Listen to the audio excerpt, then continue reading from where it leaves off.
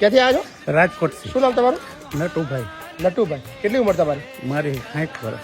60 વર્ષ છે. તો કેમ રાજકોટથી તમારે અહીંયા વૃદ્ધાશ્રમ આવવું પડ્યું? છોકરા રાખતા નહોતા, 10 મહિનાથી કાઢી મૂક્યો હતો. મારા છોકરા એક વડોદરા છે, એક છે અંકલેશ્વર, બે નોકરી કરે. 10 મહિનાથી કાઢી મૂક્યા તમને? 10 મહિનાથી કાઢી મૂક્યા. ક્યાં રહેતા હતા અત્યાર સુધી તમે? હું રાજકોટ નોકરી કરતો હતો, 60 વર્ષથી, એટલે કાઢી મૂક્યો. હવે 60 વર્ષ થઈ ગયા, તમને સિક્યુરિટી નહીં રાખી. 15 દી ગોઈતું ના જઈડું.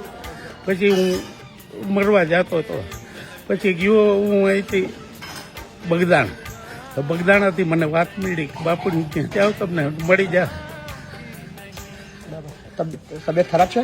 અત્યારે તબિયત ખરાબ છે, બે દિવસથી તાવ ને ટાઈટ ને આવે છે. દવા લીધી? 20 વર્ષથી ડાયાબિટીસ છે. હો.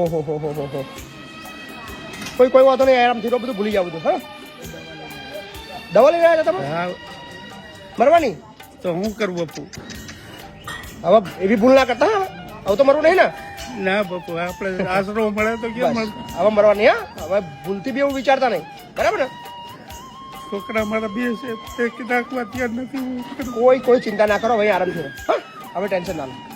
હવે મરવાનો વિચાર ના લાવતા. હા, ક્યારે